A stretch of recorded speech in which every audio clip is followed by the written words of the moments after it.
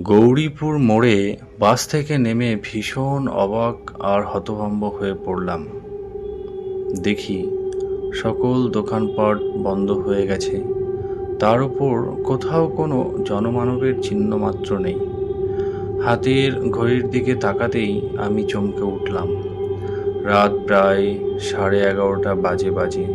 Train miss, তার উপর ঠেলাঠেলি গুতোগুতি এড়ানোর জন্য দুটো বাস ছেড়ে দিয়েছি ঠিকই, তবে এতটা যে রাত হয়ে যাবে তা ভাবতেই পারিনি। হয়তো এতটা অবাক হতে হতো না যদি দীর্ঘ এ পথটা বাসের মধ্যে আরামে ঘুমিয়ে ঘুমিয়ে না কাটাতাম। তা যাই হোক, গৌরীপুর মোড় থেকে মিনিট 30 সাইকেল জার্নি করলেই 3-4টে ছোট গ্রাম ও একটা বিরাট নির্জন ফাঁকা মাঠ পেরিয়ে আমার গায়ের দেখা মেলে। গৌরীপুর মোড় থেকে ডানহাতি রাস্তায় হনহনিয়ে ঢুকে পড়লাম আমি। ইট বিছানো এই পথটাই সীতাগঞ্জ। এর সামনে দুটি শাখায় ভাগ হয়ে গেছে, তারই একটা ছুটে গেছে আমার গায়ের দিকে।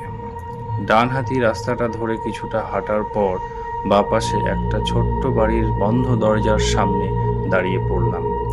লোহার টিন বাঁধা সে দরজার ওপরে দেওয়ালে বাংলায় মোটা মোটা অক্ষরে লেখা, সাইকেল জমা রাখা হয়। এটা বুড়ো পরেশ সেনের বাড়ি। যারা কাজকর্ম, লেখাপড়া ইত্যাদির তাগিদে গা ছেড়ে শহরের দিকে যায়, তারা প্রায় সকলেই এখানে তাদের সাইকেল আর মোটর সাইকেলগুলো জমা রেখে যায়। ভাড়া খুবই কম, সাইকেল প্রতি 5 টাকা আর মোটর সাইকেল 10 টাকা। বাড়ির টিনের দরজা কয়েকবার সজোরে আঙুলের টোকা দিলাম, কিন্তু কোনো সাড়া মিলল না। শীতের ঠান্ডা হাওয়া দাঁতে দাঁতে কাঁপুনি ধরাচ্ছিল। মাথার মাফলারটা তাই আরও শক্ত ও কায়দা করে বেঁধে নিলাম। হাতের তালু দুটো ঘষতে ঘষতে ডাক দিলাম, কাকু, দরজাটা খুলুন, সাইকেলটা নেব। তারপর আরও কয়েকবার আঙুলের টোকা দিলাম, তাও কোনো কাজ হলো না। খুড়তুতো এক দাদাকে ফোন করার জন্য পকেট থেকে মোবাইল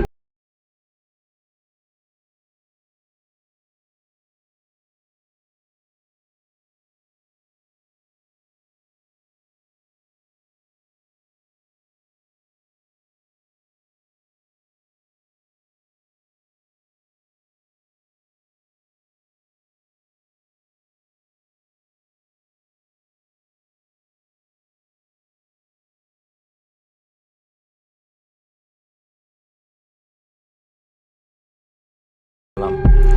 মনের অনেক দুশ্চিন্তা দূর হলো, মাথাটাও খানিকটা হালকা হলো।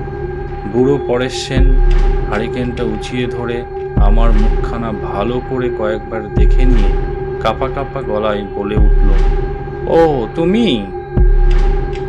তা এত রাত অবধি কোথায় থাকো বাপু? আমি তেমন কিছু না বলে শুধু একটু হ্যাঁ হুঁ দিয়ে তার পিছু পিছু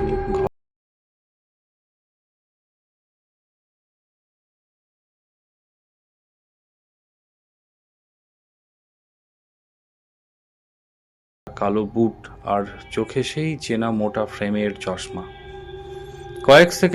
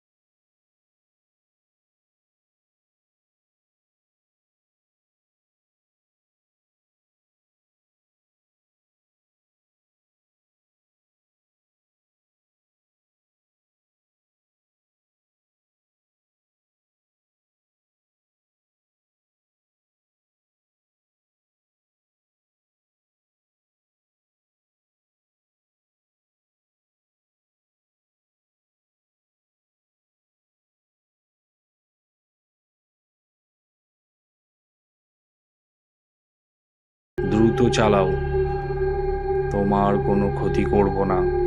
অনাথায়, হে হে হে, তুমি শেষ। শব্দের সাথে বেরোনো তার মুখের ঠান্ডা বাতাস আমার এক কান দিয়ে ঢুকে অন্য কান ফুলে বেরিয়ে গেল, আর বীভৎস এক দুর্গন্ধে সারা গা গুলিয়ে উঠল। আমি মুখ বুজে প্রথমে সাইকেলে চড়ে বসলাম, তারপর প্যাডেল করতে আরম্ভ করলাম। এবারেও সেই একই কাণ্ড, সাইকেল টানতে গিয়ে টানতে পারলাম না, কোনো রকম গড়িয়ে চলল যা। হঠাৎই আমার বাম কাঁধে ঠিক সেই জায়গায় আবার পেটের ডান দিকে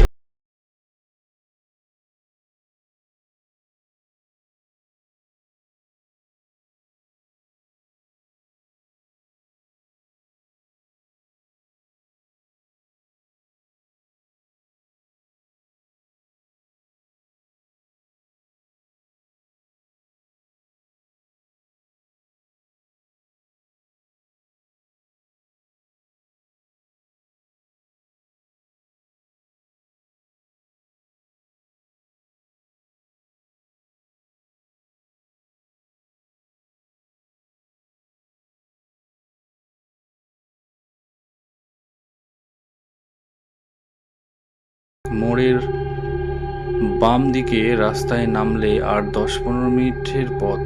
প্রথমে পড়বে সেই ফাঁকা মাঠ, তারপরই আমার গ্রাম। মনে পড়ল মাঠের মাঝখানে ভৌতিক শ্মশানের কথা। কত না আজব, কত না ভয়ঙ্কর সব কাণ্ড ছোটবেলা থেকে শুনে এসেছি তাকে ঘিরে। গায়ের লোকেরা বলতে শুনেছি, ওই শ্মশান গভীর অমাবস্যার রাতে গায়ের লোকেদের বলতে শুনেছি ওই শ্মশানে গভীর অমাবস্যার রাতে নাকি সারা রাত জুড়ে চলে ভূতেদের তাণ্ডব। তারা পথিককে ভুল পথে চালিত করে মজা দেখে, আর তাদের থলির ভেতরে থাকা খাবার দাবার ফলমূল সবই আত্মসাৎ করে ফেলে। ঘণ্টাখানেক আগে অবধিও আমি সকল রচনাগুলো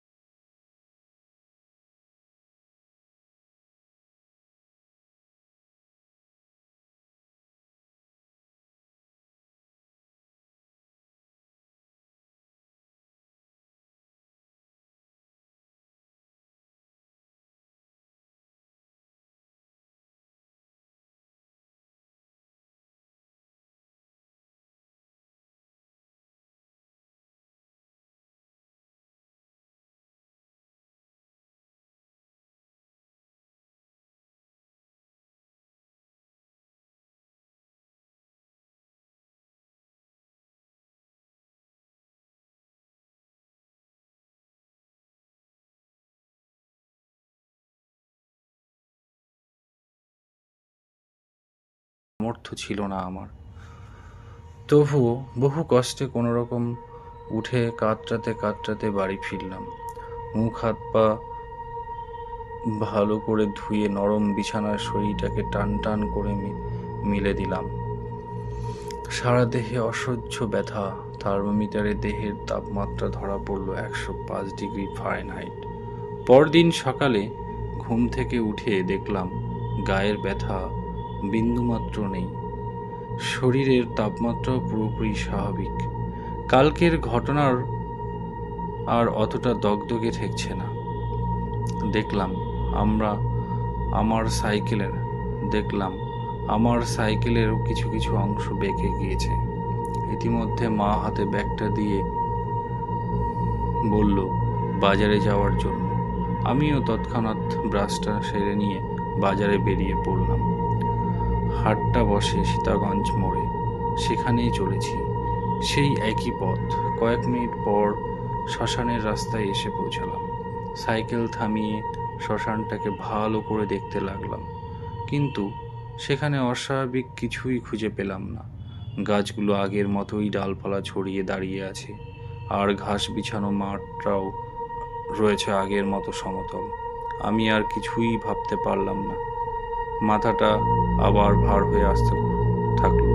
শ্মশানটা ছেড়ে আসার সময় দেখি মাঠের গাছপালা, বেটে বেটে ঘাস আর লোহার চুল্লিটা আমার দিকে ঘাড় ফিরে সামনে হেসে চলেছে।